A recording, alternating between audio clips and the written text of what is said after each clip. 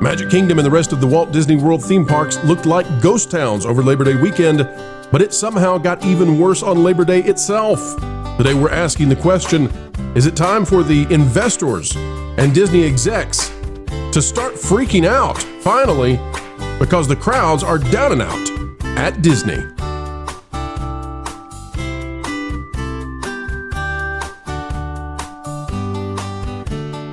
It's in the books, folks. We are finding out that, guess what? It was a very empty day at the Magic Kingdom come Labor Day. We've got the exclusive videos here, courtesy of Marvin Montanaro, the editor-in-chief of ThatParkPlace.com. If you were expecting that the holiday would be a hot place when it comes to people wanting to trace out a fun time for their loved ones, think again. If you thought Memorial Day was empty, if you thought 4th of July was uncrowdified, you ain't seen nothing yet. Marvin, this is, well, I don't know that it's good for Disney, but it was good for anybody who was there because you had plenty of elbow room. Tell us what you saw at the Magic Kingdom on Labor Day. You know, we walked on to several attractions. We walked right on to Haunted Mansion, which thank goodness, because now they have those construction walls up with those industrial fans. But we walked right onto that. We walked right onto Small World. We could have walked onto Pirates, but I had to get home and actually write the article. There was basically nobody around. I mean, you had a lot of elbow room. It reminded me of those Septembers that we used to get back in the aughts. When the kids are first going back to school and nobody's really pulling their kids out of school like that early. But kids up north are not back in school yet. This is a holiday, Marvin. Nobody was in school. Yep. Nobody was. It's Labor Day. Florida schools are off. Most parents are off. Northern schools are still on summer vacation. And and by the way, so we have gotten, people have pushed back at us when we've gone in the past, because I've gone at 9, 10 o'clock in the morning. And they're like, well, people aren't there yet. So I went at 2 in the afternoon. What you are seeing in all of these video clips takes place between 2 and 3:30 in the afternoon. 2 in the afternoon. Yeah. All right, so Marvin, try to remember the kind of September when people actually went to theme parks. Marvin, what were the wait times like on Labor Day at the Magic Kingdom? We're trying to figure out, because here's the deal. Here's the deal. The websites that track how crowded things are, they're already down at 1 and 2 out of 10. Right. So what we're trying to figure out is, if this is what Labor Day looks like, what in the world is it going to be like come Wednesday, for example? Yeah. I took some screen caps in the app while I was there. I mean, you're looking at Peter Pan's Flight was a 45-minute wait at one point, and that was probably the longest wait in the park at the time. We're talking Seven Dwarfs Mine Train, 30 minutes. Space Mountain, you see right there on the right-hand side, 10 minutes. Tron, 30 minutes. There were, most things were just a walk-on. We walked on to a whole bunch of stuff that normally, Haunted Mansion on a day where school's out, you're typically looking at 45 minutes at least for that. Ron, let me go to Ron real quick. Ron, what do you think about? These are the images. They're from that day. There's no trick going on here. There's nothing this is legitimately what it was like. Ron, why would a Labor Day holiday be this empty at Disney World? And should this now be the terrifying moment when investors figure out, no financial advice, but they figure out we got a problem? I'm just ticked off that as a Pixie Pass holder, I was blocked out today. Don't ever refer to yourself as a Pixie Pass holder again, Ron. It's. Let me also say, they knew this was going to be rough because this was a good to go day. You didn't even need a reservation to go if you were a pass holder. By the way, could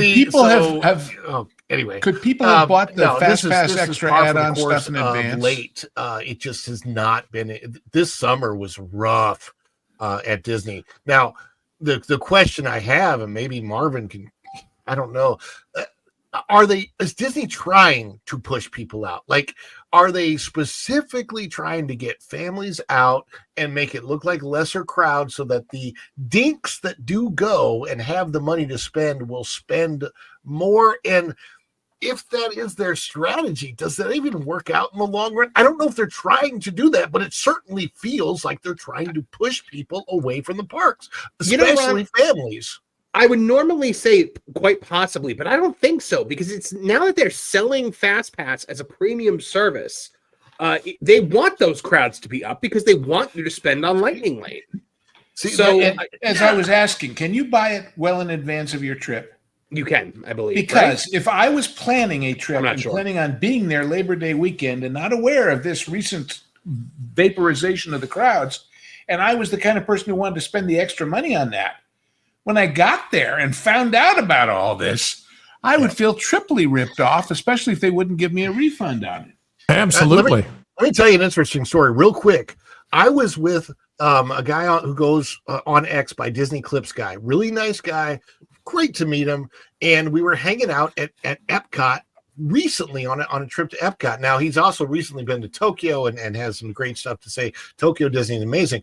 But this was what I found interesting. He had a Lightning Lane for Soarin', and Soarin' said it was a 10 or 15 minute wait. So we literally experimented. He went in the Lightning Lane that he had, and I went in the regular side. Guess what? Gosh. Oh, no. We ended up riding together because we were in the same place, literally.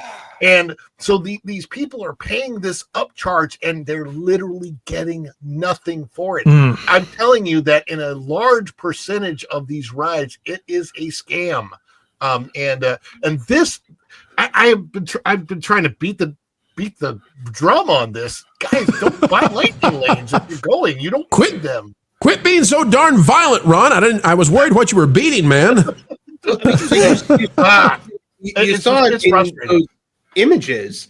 Tiana's Bayou Adventure at 2:00 was 10 minutes. Now by 2:30, that was up to 45 minutes. So you got to wonder, was it actually up to 45 minutes, or were they inflating it? Because when I looked, while I was on the boat on the way over, I had checked also, and it was 10 minutes for Tiana's Bayou. Well, and also we know that and I don't want to accuse Disney of this, but if they wanted to get the wait times to go up, so let's say that people have paid for a Lightning Lane and suddenly the wait time is 10 minutes and they think, man, I'm getting ripped off.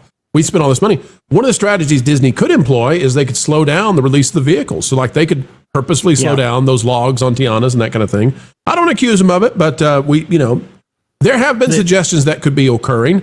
I will say, Pro, in speaking to that, when we went on Haunted Mansion, when it was a walk-on, they were letting you in and cutting off the line for the stretching room. I mean, there were maybe 15 people in the stretching room, and they were leaving people out. I think that's exactly what they were trying to do. Now, my wife kept being like, "Why are they letting so few people into the stretching room?" And I didn't have an answer for her. Well, but because let's ride with that then. Let's say that the Haunted Mansion is a walk-on, and let's say that 2 weeks ago you and your family paid a large amount of money for Lightning Lane passes, and one of those you scheduled to be Haunted Mansion, and you get there and it's a walk-on. Well, you just feel completely ripped off. So now Disney has the incentive to be like, okay, you seven come into the room, and that way they can get that line built up a little bit so they don't have that PR problem. Right, and that's also with the hope of attempting to induce more sales on the day as well. I don't know how successful they'll be. I don't mean to interrupt you, Vash, but look at this video.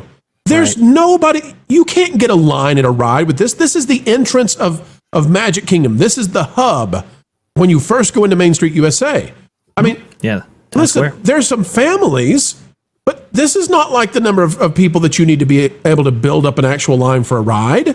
There's nobody there. And I don't know, Vash, when this is going to be admitted. Strollers I've ever seen at the Magic Kingdom. Like, this is insanity. Well, and here's the other thing. I've seen Pixie Dusters go into a situation exactly like that when there's that many people there, and they'll be live streaming. They'll be like, I don't know what people are talking about. Look at all these people here. It is super busy today. And I'm like, no, it's not. If you come here all the time, you realize this is way, way, way down from where it should be. And especially down from the 22 and 23 numbers. Cannon Barnes, by the way, answered Lou's question about Lightning Lane because I've never bought it, so I didn't know. You can book it if you're a resort guest. You can book 7 days in advance for Lightning Lane, and 3 days if you're a non-resort guest. You can see the price up to 3 weeks before you go. So yes, you can book it before your vacation, but it's not like way far out. Well, my point is, if you're anticipating, it's a holiday weekend, it's probably worth it because I'll get on things, and then there's nobody there. Oops. Vash, let's talk about the holiday weekend aspect of this. Please. So, not only was Labor Day empty at the Magic Kingdom, as we can see, but also, Vash, the Saturday, which is probably the busiest day of Labor Day weekend, all of the power shut down across all 4 parks at Disney World for the latter half of the day. They're saying that they may have actually suffered the kind of financial losses for that a small storm would cause, because the most important time of the day for transactions at restaurants and places is the evening. And they couldn't do any of that for hours on end, because although people were in the parks, you couldn't do anything in the parks. Well, maybe the Robinsons treehouse, maybe that was working. I don't know. What can you do when there's no electricity? Not much, and you sure can't spend money.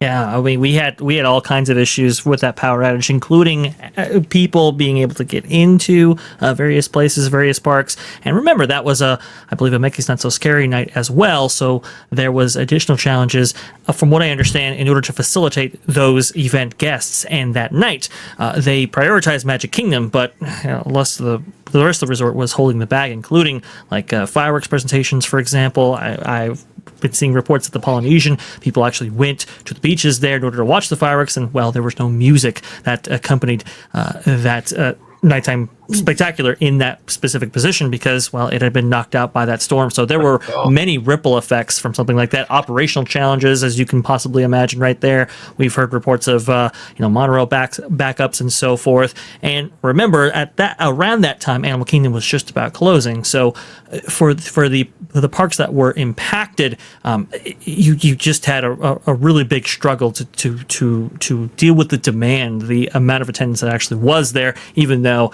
on this specific day, not many people were there. It is just, I mean, we talk about it all the time. This is why you maintain your parks. This is why you maintain your resort infrastructure, in order for those sales, that retail, to keep moving. What happened to AC in the hotels? Go ahead, Lou. What happened to air conditioning? Okay, just real quick, I wanted to say. What did you want to say, Ron? Sorry, I don't want to interrupt. Anyway, I've been working in the parks on several occasions when the power went down, and it's the worst. It's the absolute worst when you're a cast member, especially as a server, because there are certain things that you have to do to keep the restaurant running, and everything is done by hand. Writing everything down by hand, and all the allergy orders and everything for every single guest of every single table, then taking that to the chef in the kitchen and saying, whatever you can do to make this, it's a pain. And then sometimes you literally have to, take credit cards, the old swiper thing of running the credit card to be able to run the credit card later and trust that it's going to work. All of that, we had all of those procedures, and we hated it. It didn't happen very often, but it was the worst. And the fact that it happened property wide on Friday, and I think some on Saturday morning, the other morning, I think this power outage problem was an issue all weekend.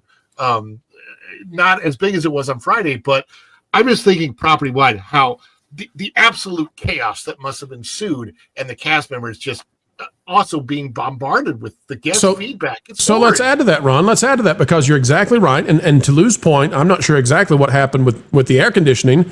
One would assume there wasn't any air conditioning if the chillers shut down. But to add to what you're saying, Ron, Epcot on Sunday morning, their turnstiles were not working. You couldn't go in the normal way. You had to go in with, like, the cast members had to bring out these special iPads because the touch points weren't working. The monorail wasn't functioning. So all kinds of issues all weekend, and I think it's really damaged the revenues for Disney World over Labor Day weekend. Nolan, I want to go to you for the last word, though, because this is interesting to me. It seems like every time there's a holiday here on this channel, and I know a lot of the pixie dusting places, they're not going to do it, but we will. We want to cover balls and strikes. I'm very excited about Disney painting the castle back to the color it used to be. Good job, Disney. But I'm not excited when every single holiday we do a video and we show with the photos and the videos that Marvin gets or Ron gets, it's empty. Holiday after holiday after holiday. I don't care what they tell me in the print. I don't care what they tell me on X. I can look at it for myself and say, there's a problem here. So Nolan, what do you think is really going on?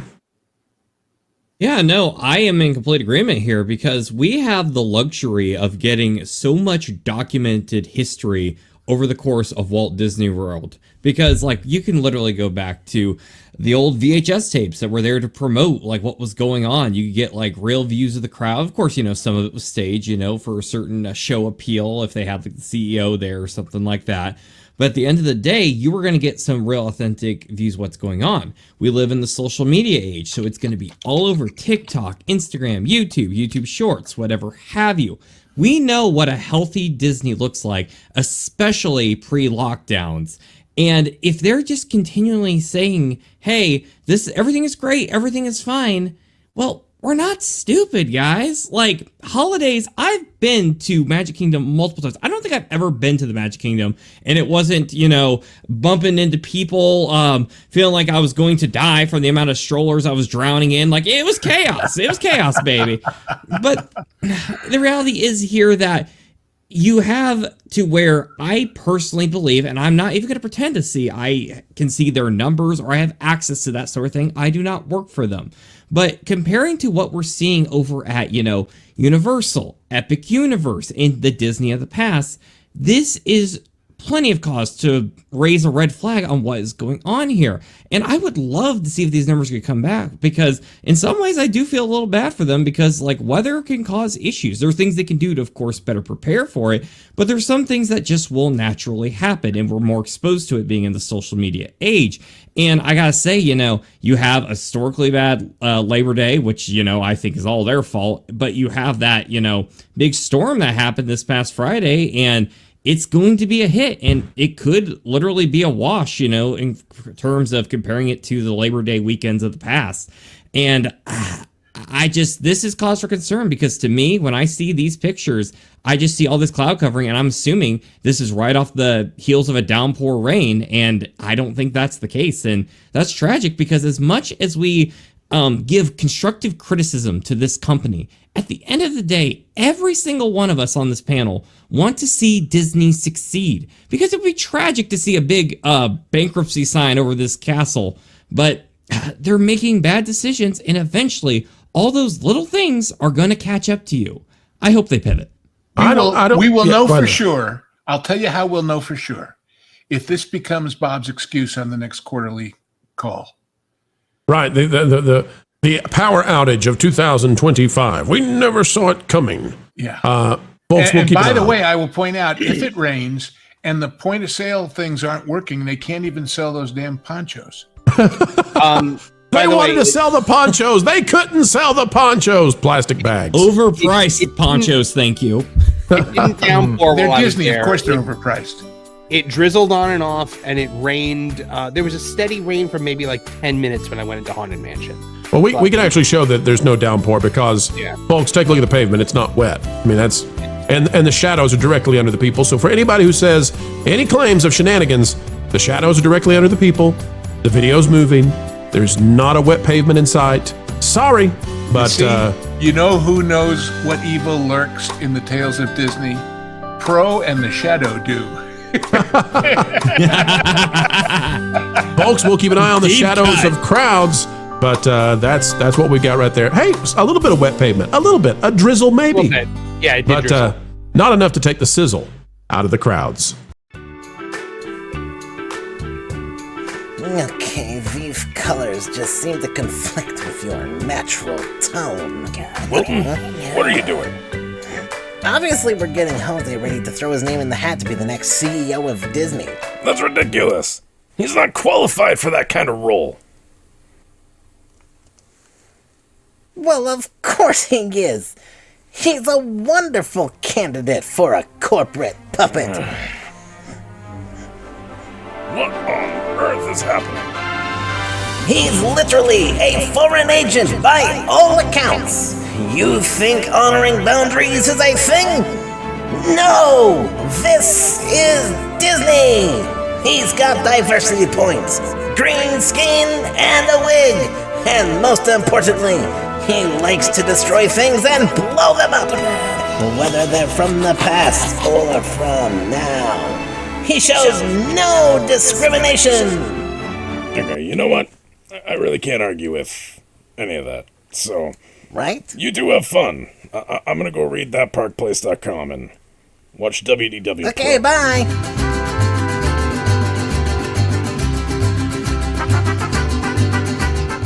Okay, Jose, say magical experiences. I already hate this.